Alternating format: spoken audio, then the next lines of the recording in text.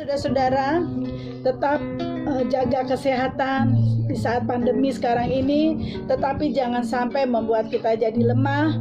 Andalkan Tuhan di dalam kehidupan kita, biarlah firman yang saya akan sampaikan menjadi kekuatan bagi saudara-saudara.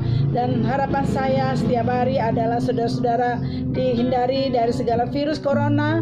Apapun virus yang boleh ada di Indonesia, kami tolak dalam nama Tuhan Yesus, dan Tuhan memulihkan bangsa Indonesia. Hari ini saya akan membagikan firman Tuhan. Mari terlebih dahulu kita tundukkan kepala.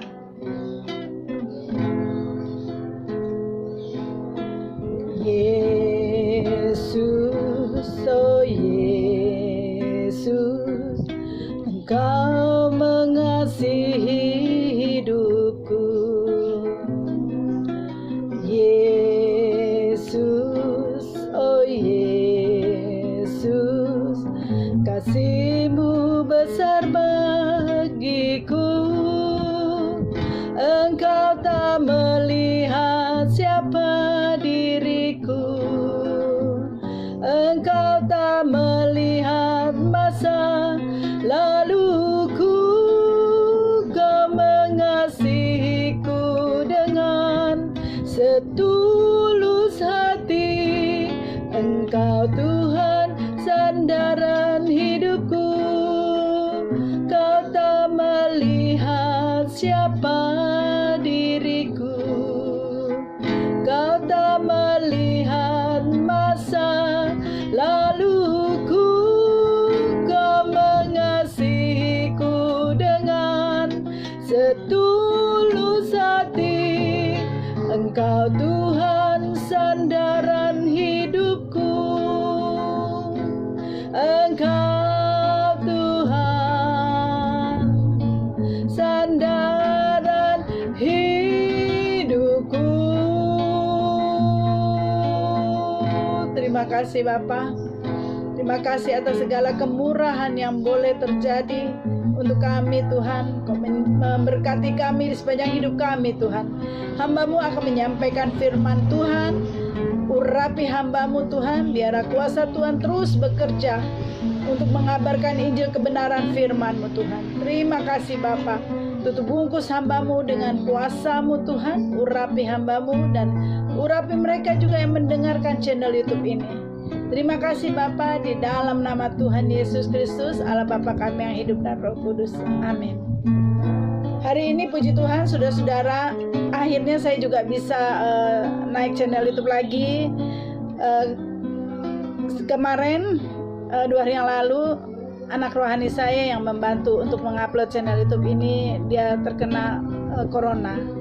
Tetapi iman kami berdoa bersama-sama dan mujizat terjadi. Anak rohani kami sembuh. Jadi begitu dia sembuh, sehat, dia langsung membantu mengupload channel YouTube kami. Jadi saya percaya pekerjaan Tuhan bila dilandasi dengan sungguh-sungguh, Tuhan pun akan melindungi kita dari segala macam mara bahaya, baik penyakit apapun. Dan penyakit ini tidak membawa maut, tapi nama Tuhan dipermuliakan. Jadi itu yang saya lihat, luar biasa. Anak rohani saya ini semangatnya luar biasa. Dia mendapatkan sukacita, damai sejahtera, dan itulah yang membuat dia cepat sembuh. Karena dia tahu pelayanan ini adalah untuk memuliakan nama Tuhan. Demikian saya bisa sampaikan kesaksian yang akhirnya saya bisa channel YouTube lagi ada. Tadinya saya berpikir, waduh saya bisa sempat istirahat nih berapa minggu, tapi luar biasanya dalam 1 hari anak ini bisa sembuh. Itulah kemurahan Tuhan untuk kami semua. Saya percaya ini adalah doa-doa saudara-saudara yang selalu mendengarkan channel YouTube kami. Hari ini saya akan membagikan firman Tuhan di Yakobus 1 pasal 1 ayat 6. Hendaklah ia memintanya dalam iman dan sama sekali jangan bimbang. Sebab orang yang bimbang sama dengan gelombang laut yang diombang-ambingkan kian kemari oleh angin. Jadi di sini adalah menceritakan bagaimana Rasul Yakobus menceritakan bagaimana orang yang mempunyai iman yang terombang-ambingkan. Jadi artinya tidak mendapatkan damai sejahtera, keraguan, kebimbangan. Nah, ini seperti gelombang laut yang diombang-ambingkan oleh angin kian kemari. Seperti saat-saat ini kita dihadapkan dengan virus corona yang semakin ganas, dan tentunya kita merasa khawatir, takut, dan cemas. Tadi pembukaan saya bersaksi bagaimana anak rohani saya dalam satu hari dia sudah dipulihkan. Karena apa? Dia yakin, iman dia memegang teguh bahwa Tuhan Yesus yang akan sembuhkan dia. Nah, itu pun yang saya bisa sampaikan kepada saudara-saudara. Tuhan mengingatkan kepada kita bahwa Tuhan tidak menginginkan kita hidup dalam keraguan. Dalam kita merencanakan sesuatu hal yang kita kerjakan, maka kita diingatkan untuk tidak bimbang.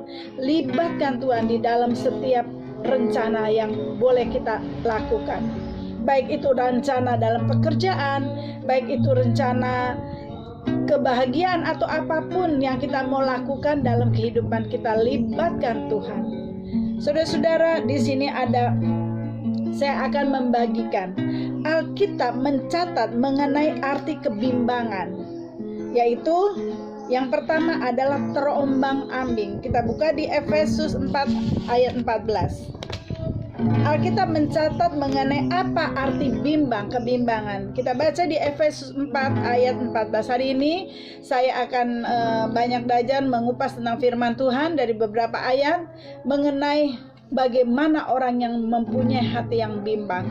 Di sini nanti saudara-saudara akan tahu bagaimana dan apa arti kebimbangan di dalam kehidupan kita, dan jaminan apa yang Tuhan akan berikan bila kita tidak lagi ragu dan bimbang.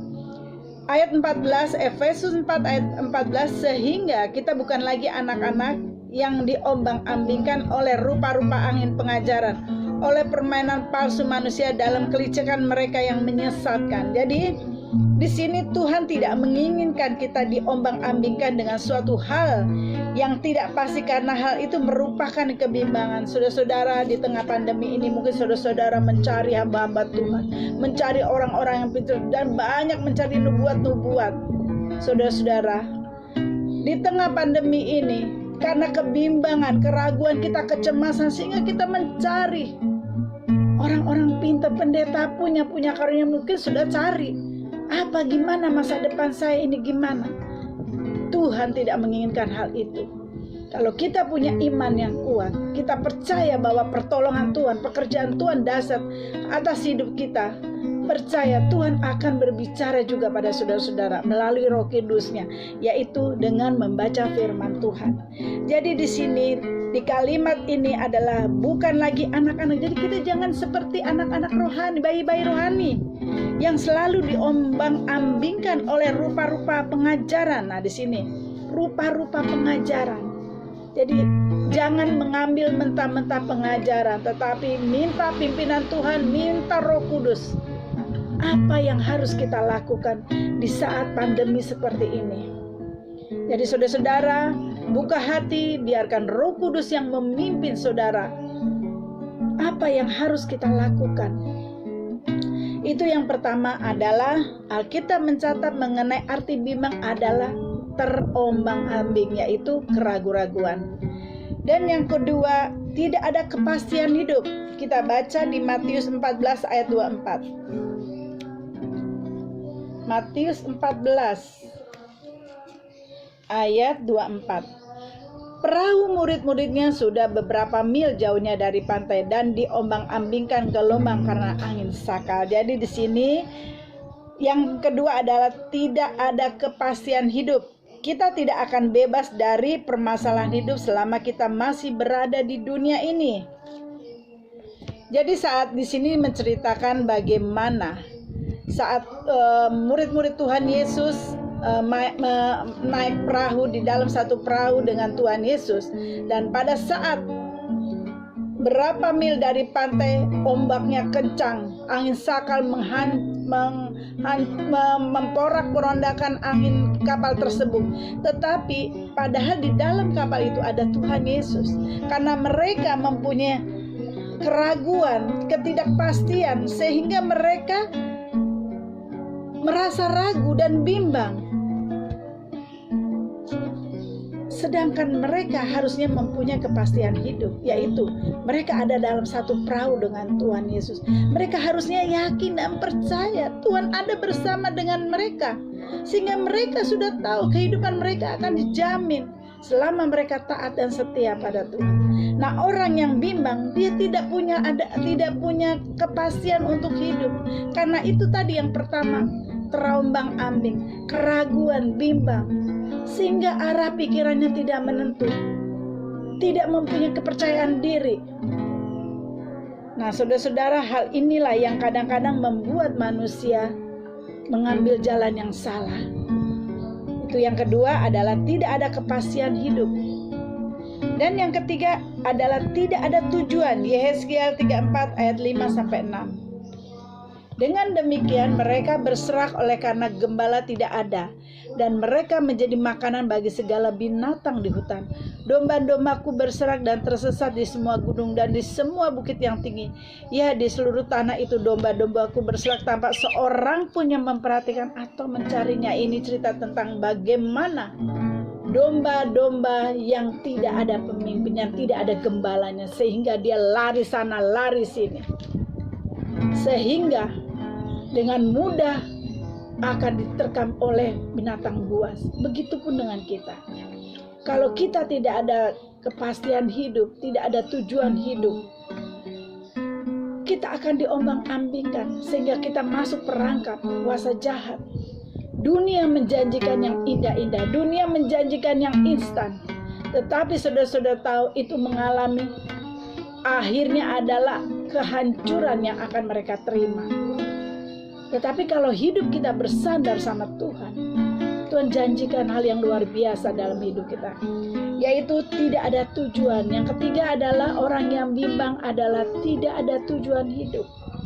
Ya, saya sudah baca di Yehezkiel 3 ayat 4, bagaimana domba yang lari ke sana berserakan kemana-mana, sehingga ada yang tersesat di gunung, ada yang tersesat di hutan. Dia tidak ada gembalanya mengiringi mereka. Ya, itu yang ketiga. Yang keempat, tidak akan mendapatkan sesuatu. Kita baca di Yakobus 1 ayat 7. Orang yang demikian janganlah mengira bahwa ia akan menerima sesuatu dari Tuhan. Nah, ini firman Tuhan katakan di Yakobus 1 ayat 7. Orang yang tadi yang pertama terombang-ambing, kedua tidak ada kepastian hidup, ketiga tidak ada tujuan, dan yang keempat tidak akan mendapatkan sesuatu dari Tuhan. Jadi dari poin ke-1, kedua, ketiga, apa yang bisa mereka dapat? Tidak akan dapat sesuatu dari Tuhan. Karena itu mengandalkan pikiran logika mereka, menyelesaikan masalah, mereka mengandalkan pikiran mereka, sehingga apa akhirnya terjadi? Kekecewaan. Dan yang terakhir adalah kurang percaya. Matius 14 ayat 31. Segera Yesus mengulurkan tangannya, memegang dia dan berkata, "Hai orang yang kurang percaya, mengapa engkau bimbang?" Nah, ini Tuhan Yesus sendiri mengatakan, Tuhan mengulurkan tangannya. Dia katakan, "Hai orang yang kurang percaya, mengapa engkau bimbang?" Jadi, bimbang sama juga dengan orang yang tidak percaya sama Tuhan. Nah, inilah Alkitab mencatat mengenai arti kebimbangan, yaitu yang pertama terombang-ambing, tidak menentu, hatinya gelisah, tidak punya pendirian. Kedua, tidak ada kepastian hidup. Entah hari ini mau apa, berapa, dia bingung karena dia ragu dan bimbang tadi. Dan yang ketiga adalah tidak ada tujuan hidup. Dan yang keempat, tidak akan mendapatkan sesuatu. Dan yang terakhir, kurang percaya. Jadi 5 poin ini adalah ciri-ciri orang-orang yang bimbang. Nah, di sini mujizat akan kita dapatkan pada saat kita dengan Tuhan, sehingga tidak ada alasan untuk kita bimbang. Dan Alkitab mencatat Tuhan membenci orang yang bimbang. Kita akan baca di Mazmur 119 ayat 113. Orang yang bimbang hati ku benci, tetapi Tauratmu ku cintai. Nah, ini saudara-saudara, Kalimat di firman Tuhan, Tuhan tidak suka pada orang yang bimbang. Tuhan membenci orang yang bimbang. Jadi orang yang bimbang hatinya ku benci, tapi Tauratmu ku cintai. Jadi saudara-saudara, kebimbangan merupakan tembok pemisah untuk kita mendapatkan berkat-berkat yang berasal dari Tuhan. Kita baca di Yakobus 1 ayat 7. Yakobus 1 ayat 7. Jadi kebimbangan merupakan tembok pemisah untuk kita mendapatkan berkat-berkat yang berasal dari Tuhan. Pemisah doa-doa kita yang tidak tersampaikan karena kita bimbang, karena kita ragu, tidak percaya pada Tuhan. Dan itulah yang membuat berkat-berkat kita tidak akan sampai. Yakobus 1 ayat 7. Orang yang demikian janganlah mengira bahwa ia akan menerima sesuatu dari Tuhan. Ya, firman Tuhan sudah jelaskan. Orang yang bimbang dibenci Tuhan. Kita baca di Mazmur 119 ayat 113. Lalu dikatakan juga di sini pemisah. Berkat-berkat pemisah antara kita dengan Tuhan sehingga doa-doa kita tidak terjawab adalah di situ dikatakan karena kita bimbang dan ragu pada Tuhan sehingga berkat-berkat itu tidak akan datang buat kita. Saudara-saudara, lalu bagaimana persoalannya?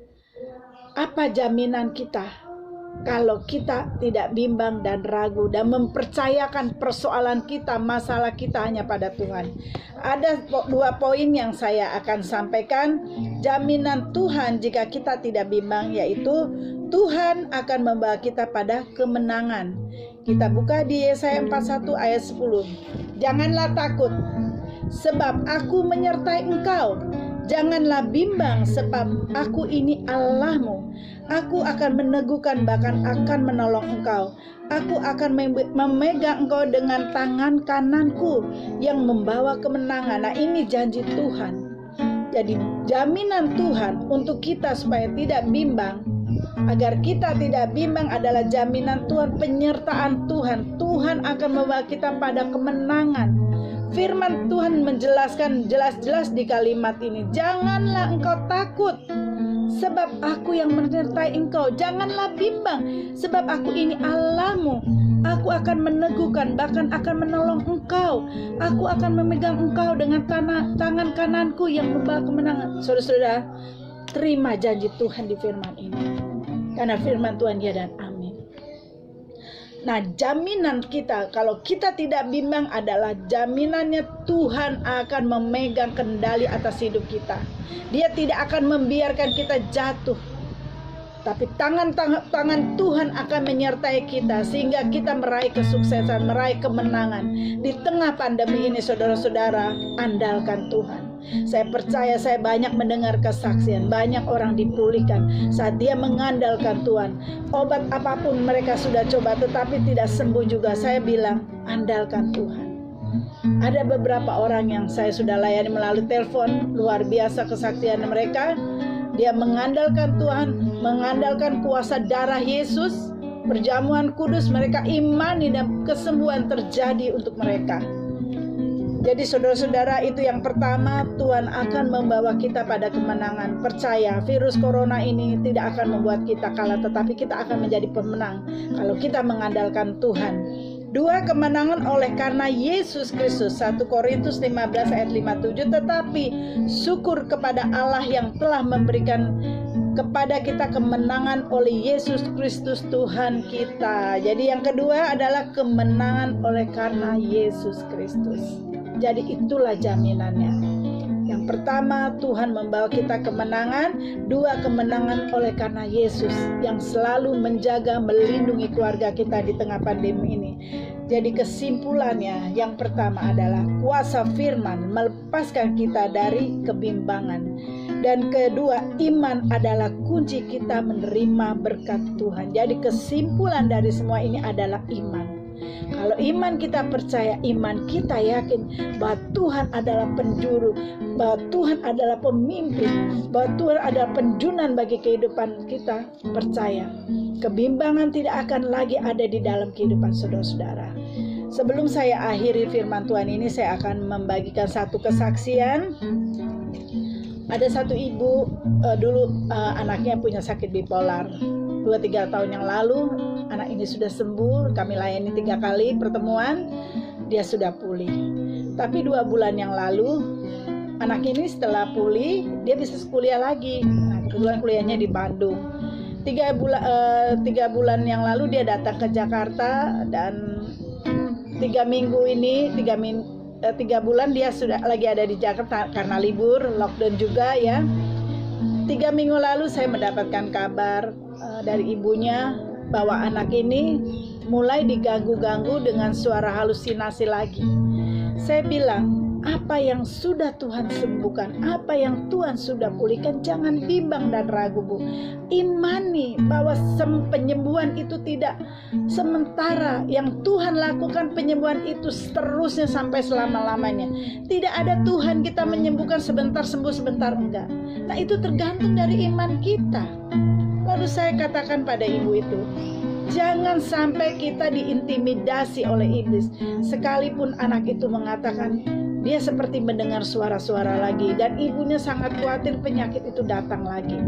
Lalu kami berdoa saat itu dengan ibunya, dan kebetulan anaknya minta pulang, sampai dia minta pulang ke Bandung. Karena memang kuliahnya di Bandung, dan dia merasa tidak nyaman di rumah itu. Dia mendengar suara-suara itu lagi.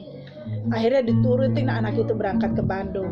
Lalu ibunya bilang pada saya, Bunda, ini gimana? Anak ini pun di Bandung juga begitu, mendengarkan suara-suara. Lalu akhirnya kami lakukan dengan melalui telepon, pelayanan kami melalui telepon. Saya bilang, kami hamba Tuhan hanya menopang doa ibu, tetapi iman ibu yang menolong anak ini akan sembuh. Percaya, pegang janji Tuhan. Kalau Tuhan sudah sembuhkan, dia akan menyembuhkan selama-lamanya. Lalu saat itu kami sepakat berdoa, dan puji Tuhan, mujizat terjadi. Besoknya saya dapat kabar anak itu baik-baik saja sampai saat ini. Nah, itu tadi firman Tuhan yang saya bisa sampaikan tentang kebimbangan. Jangan lagi ada bimbang di hati kita, tetapi tanamkan iman yang kuat pada Tuhan Yesus, percaya dan andalkan. Demikian firman Tuhan yang bisa saya sampaikan. Mari kita tundukkan kepala. Bapa kami yang ada di dalam surga, hamba-Mu sudah menyampaikan firman Tuhan. Biarlah firman dan kesaksian ini menjadi kekuatan bagi kita semua. Kami percaya Tuhan mengasihi kami dan menjaga, melindungi kami Tuhan dari segala virus corona, dari segala mara bahaya apapun. Pulihkan bangsa kami Tuhan, pulihkan, berkati bangsa kami Tuhan. Dari segala virus corona kami tolak, kami patahkan di dalam nama Tuhan Yesus Kristus. Terima kasih Bapa. Inilah seluruh doa yang boleh kami naikkan di dalam tangan-Mu Tuhan. Hanya di dalam nama Tuhan Yesus Kristus Allah Bapa kami yang hidup dan Roh Kudus. Mari angkat tangan dan terimalah berkat dari Tuhan. Tuhan memberkati engkau dan melindungi engkau. Tuhan menyinari engkau dengan wajah-Nya dan memberi engkau kasih karunia. Tuhan menghadapkan wajah-Nya kepadamu dan memberi engkau damai sejahtera. Anugerah dari Bapa di surga, cinta kasih Tuhan Yesus dan persekutuan dengan Roh Kudus menyertai kamu dari sekarang sampai selama-lamanya. Di dalam nama Tuhan Yesus Kristus Allah Bapa kami yang hidup dan Roh Kudus. Mari yang percaya katakan amin. Jangan lupa subscribe. Tuhan berkati.